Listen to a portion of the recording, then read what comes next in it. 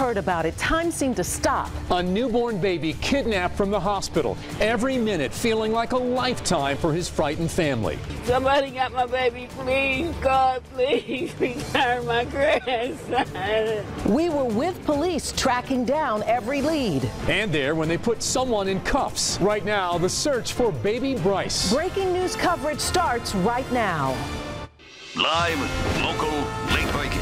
Channel 11 News starts with breaking news. Somebody got my grandson, please return my baby, God, please. A tearful and desperate plea after a newborn baby is taken right from the hospital by a stranger wearing hospital scrubs. We've been breaking into programming all afternoon. And we are certainly hoping that our coverage will help reunite the family with missing Bryce Coleman. We have several reporters working right now to bring you all of the angles in this story.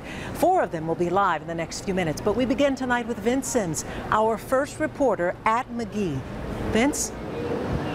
Yes, we've been here live at Magee since this all went out, and when we first got here, we made it here and we saw police still swarming here to Magee Women's Hospital with their sirens and lights going as they've been searching for this missing 3-day-old little baby. Take a look. This is the picture. This is the baby they want you to see. This is the picture. I was able to talk with his grandmother, and she told me that his name is Bryce Coleman. That is the name of the little 3-day-old little baby boy. Now, police swarmed here to the hospital when this was reported. That grandmother told me a woman posing as the mother's sister came in dressed in scrubs and somehow removed the baby from the nursery as the family was preparing to be discharged today. Now, as you can imagine, this family is absolutely devastated right now. Here's the grandmother telling me about this and making an emotional plea for the return of that little boy.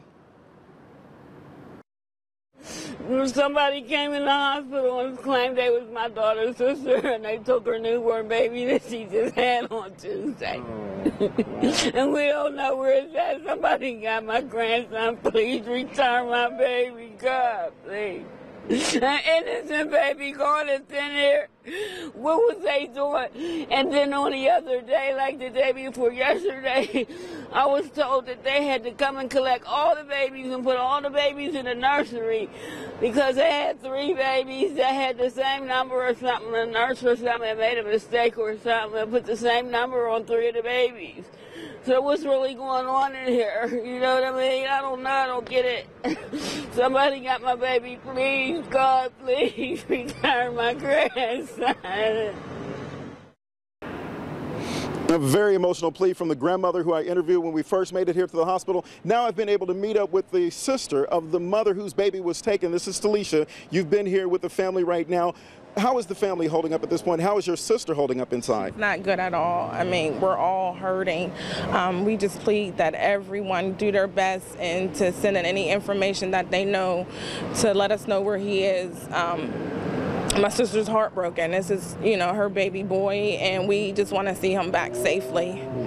And at this point, have you been able to get any information on where the investigation is going at this point, the family side of it? As far as I know, they have a person in entrance. I'm not sure who she is, but that's all we know for right now. And she was being able to be discharged today? They were getting ready to leave the hospital today? That's how she got away with the baby. The nurse actually cut the band off, and she was able to get away. And she was in my sister's room posing as a nurse student. She was in there 3 times. Hold on one second. Let's get a little more information, sir. Your name? Dale, I'm Talisha's husband. So this woman was actually in your sister's room? In-law's bedroom 3 times prior to her taking my nephew. Okay. So at this point, if, again, the plea that you want the public to hear coming from the family, you being your sister that's in there that has lost her baby right now, your nephew, what's the plea you want to make? My plea is to, if you know any information, contact police, contact me. I'll post it on Facebook. Just please, we want to get him back safely. My sister's hurting. I'm trying to be strong for her. And that's all we can do right now is keep God first and, you know, lift us up in prayer, please. All right. Thank you very much for staying strong, talking with me on this. Thank you very much. As you saw that emotional plea from the grandmother, emotional plea from the family right here. They want everybody to be on the lookout for this 3-day-old little boy that has been taken here from Magee Women's Hospital. We'll be here live throughout this evening and bringing you the very latest updates that we can. Reporting live in Oakland, Vince Sims, Channel 11 News. Yeah, Vince, very good interviews. You can really feel the pain and the desperation of the family there. The suspect looked the part. She says she bought the scrubs to wear into the hospital. The sales clerk who sold those clothes talked to police. We were there when this happened. Julie Fine, live in Oakland with her story. Julie. Well, right after we got here, so did police. In fact, they just left a few minutes ago. Now, we're here at Life Uniform. Take a look over here. You can see they sell a lot of medical equipment, a lot of scrubs. Now, police talked to a woman who was working at the uniform store. She told us a woman was right here when the doors opened earlier today.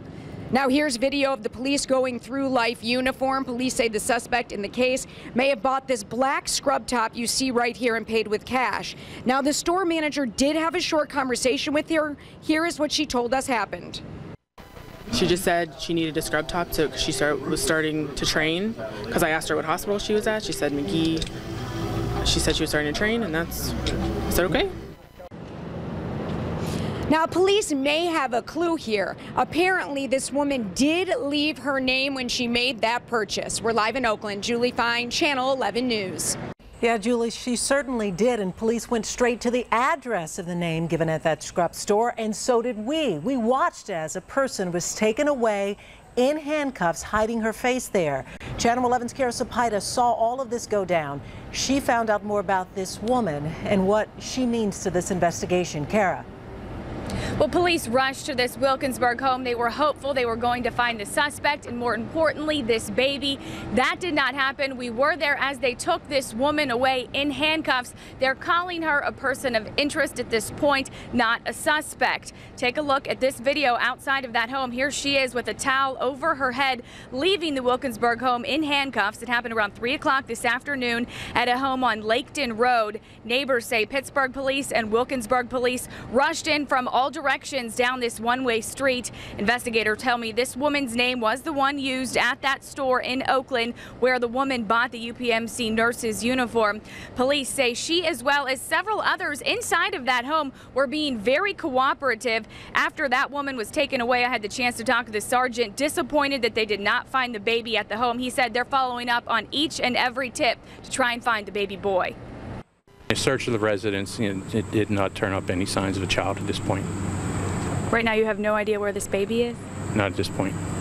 I should let you know that sources tell me that this woman had a strong alibi today. She was with her family. Of course, they did take her to Pittsburgh Police Headquarters for questioning. Live in Wilkinsburg, I'm Kara Sapita, Channel 11 News. Thanks, Kara. Very busy afternoon for police and for our crews tracking down every lead. Here is a timeline of the events today. First, 1:54. The first reports came in of the abduction. At 2:01 in the afternoon, we confirmed the news with police. Then at 2:13, we brought you the grandmother's tearful plea for help, which you just heard.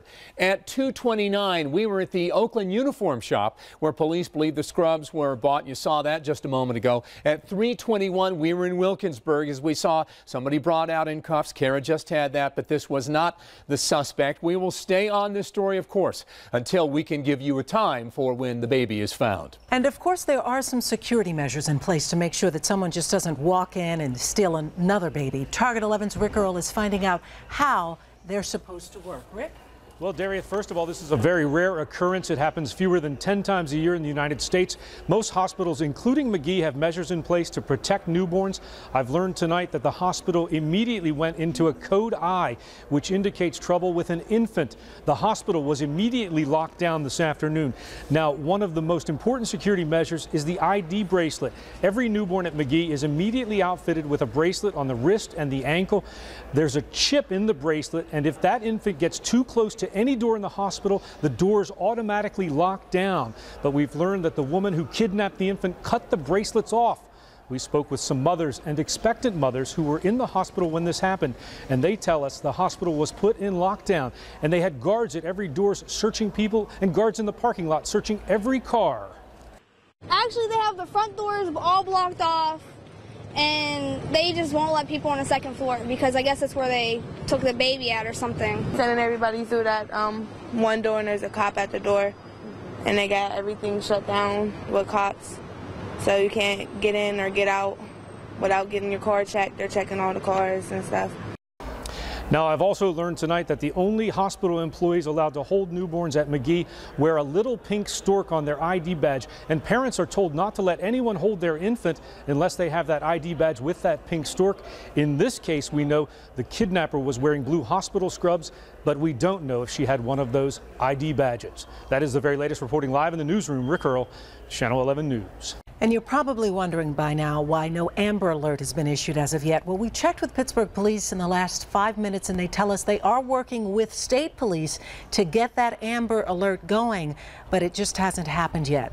We want to give you another look at Bryce Coleman. You can count on us to bring you updates on him until he's found. And you should know we broke this big story on Facebook and on Twitter and on the web. And we updated it every second during the day. You can continue to follow the latest details through our social media sites. We'll give you up to the second information no matter where you are.